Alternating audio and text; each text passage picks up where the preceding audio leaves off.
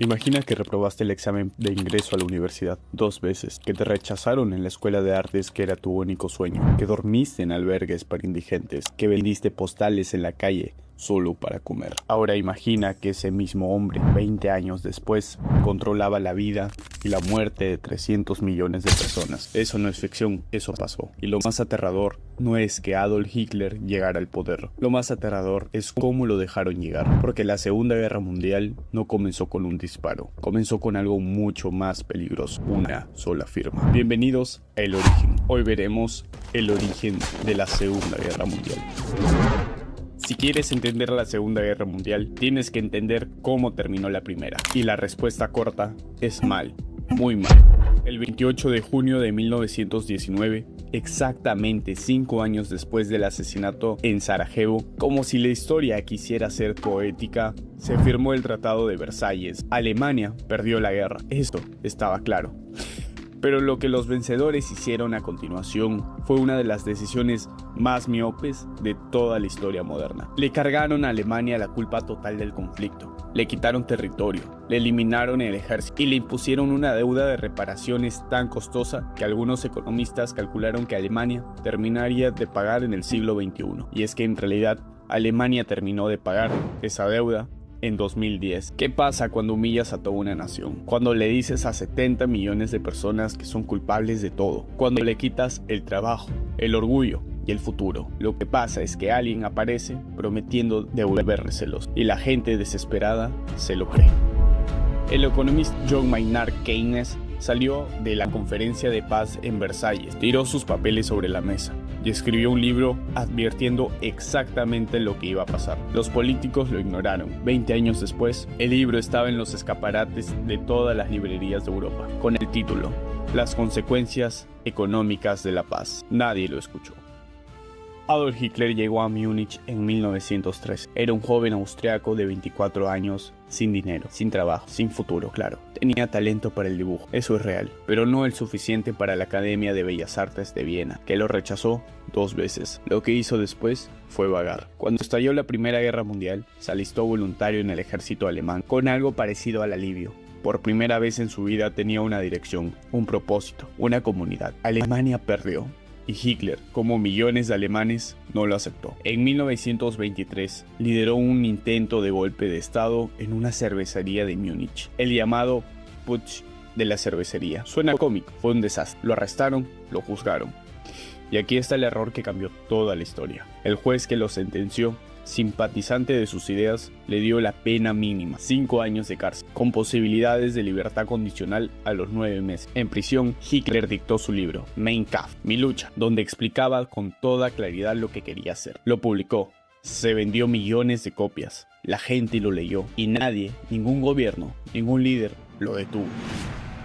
Para entender por qué Alemania se rompió, hay que entender que antes del desastre, hubo una chispa de esperanza, los llamados felices años 20. En Berlín era una explosión de jazz, cabaret y vanguardia artística, pero era una fiesta pagada a crédito. La República de Weimar sobrevivía gracias al Plan Dewes, un sistema de oxígeno financiero donde Estados Unidos prestaba dinero a Alemania para que ésta pagara sus reparaciones de guerra a Francia y Gran Bretaña, quienes a su vez le devolvían ese dinero a Estados Unidos. Era un círculo perfecto, hasta que el motor del mundo se detuvo. El 24 de octubre de 1929, el Jueves Negro no solo hundió a los corredores de bolsa, sentenció a muerte a la democracia alemana. En cuestión de semanas, los bancos estadounidenses exigieron la devolución inmediata de sus préstamos. Alemania se quedó sin sangre en las venas. Y los datos son escalofriantes. La producción industrial cayó un 40% en apenas 2 años. El desempleo pasó de 1.3 millones a la cifra récord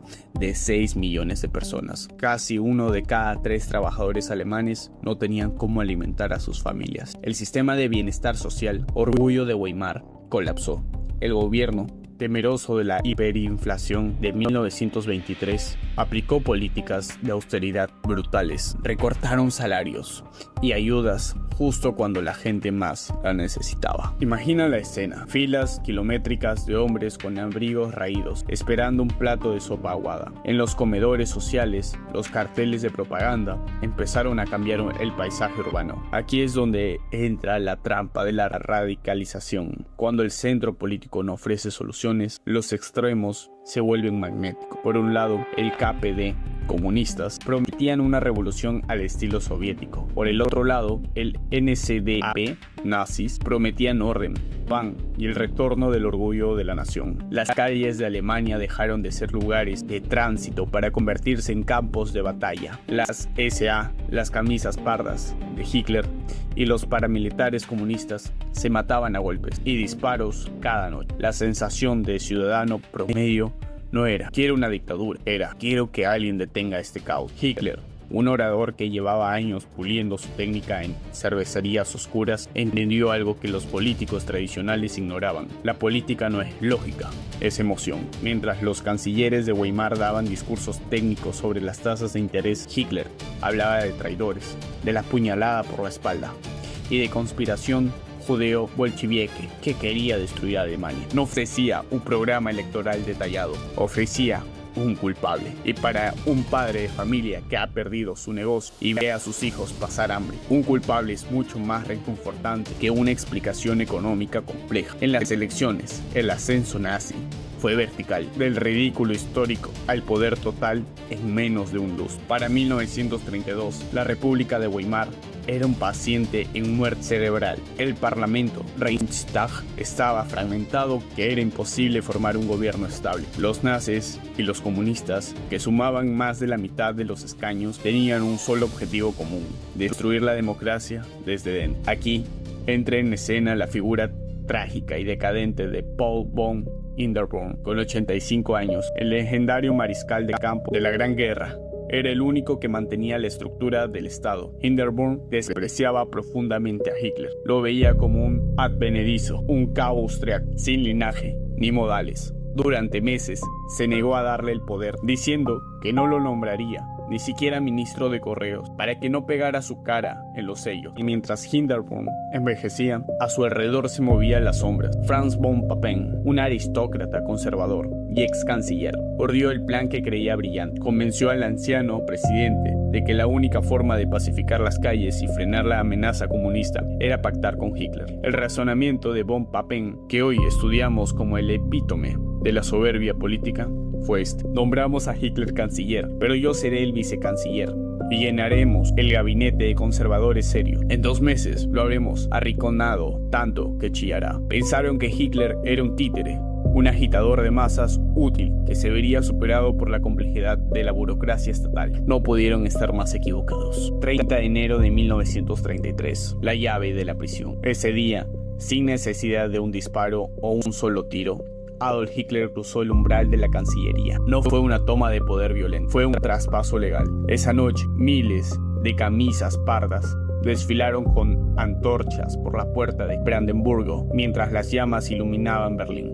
El pintor judío Max Liebermann, viendo la escena desde su ventana, pronunció una frase profética: "No puedo comer tanto como lo que quiero vomitar". Una vez con la llave en la mano, Hitler no esperó a que los políticos serios lo controlaran. El 27 de febrero de 1933, el edificio del Reichstag ardió en llamas, bajo circunstancias que aún hoy generan debate. Los nazis culparon a un comunista holandés y usaron el pánico para presionar a Hindenburg. En un estado de histeria colectiva, se aprobó el decreto del incendio del Reichstag, que suspendía de un plumazo todos los derechos civiles. La libertad de expresión, de prensa y de reunión desaparecieron de la noche a la mañana. Poco después, la ley habitante le otorgó poderes dictatoriales. Los adultos en la sala, que creían que lo controlarían, fueron despedidos, arrestados o simplemente ignorados. El último obstáculo era Hindenburg, pero el tiempo hizo el trabajo sucio. El 2 de agosto de 1934, el anciano mariscal murió. Horas antes de su muerte, Hitler ya tenía preparada la ley que fusionaba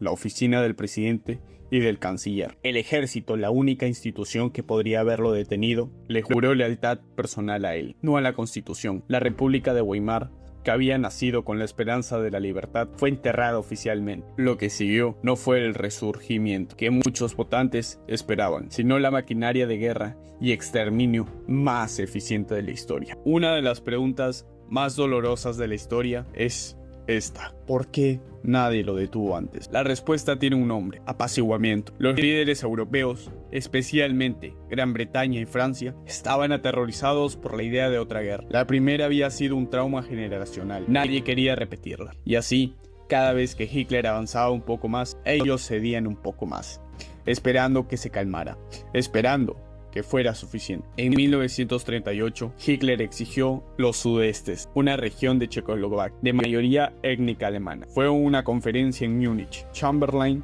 el primer ministro británico, firmó el acuerdo que entregaba esa región sin consultar siquiera a Checoslovaquia. Volvió a Londres agitado el papel firmado y dijo la frase más tristemente famosa de la diplomacia del siglo XX: paz para nuestra generación. Alemania ocupó el resto de Checoslovaquia. 6 meses más tarde, invadió Polonia. El 1 de septiembre de 1939, la Segunda Guerra Mundial comenzó oficialmente. Las guerras anteriores eran terribles, pero tenían ciertos límites, ciertas reglas no escritas. La Segunda Guerra Mundial rompió con todo esto. Por primera vez en la historia, los civiles morían más que los soldados. Por primera vez se usaron campos industriales diseñados específicamente para exterminar seres humanos en masa. Por primera vez, una sola bomba podría borrar una ciudad entera del mapa. 6 millones de judíos, millones de polacos, gitanos, discapacitados, homosexuales, 150.000 muertos en Hiroshima en un instante, 75 millones de muertos en total entre 1939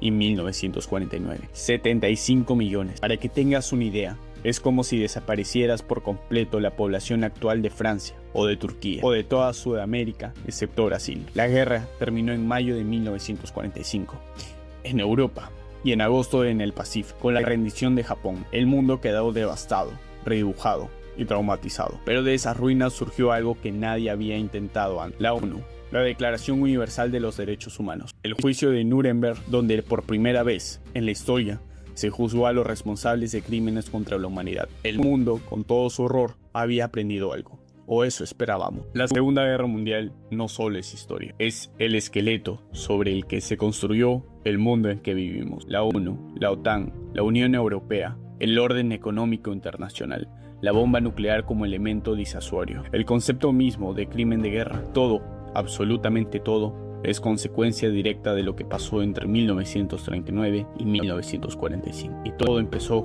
con un tratado de paz que humilló a una nación, un juez que fue demasiado indulgente, con políticos que pensaron que podían controlar a un extremista, o líderes que prefirieron ceder antes que enfrentarse. No fue inevitable, pudo haberse detenido en decenas de momentos y no se detuvo. Eso es lo que hace que estas historias sean tan importantes, no porque sea pasado, sino porque sus mecanismos, el resentimiento, la desesperación, el apaciguamiento, el culpable fácil, siguen siendo los mismos de hoy. En el próximo video vamos a hablar del origen del Imperio Romano, de cómo un grupo de aldeanos en una colina construyeron el mayor sistema de poder que el mundo había visto y cómo lo destruyeron ellos mismos desde adentro. Si llegaste hasta aquí, déjame en los comentarios una sola palabra, la primera que se te venga a la mente, después de todo lo que acabas de escuchar.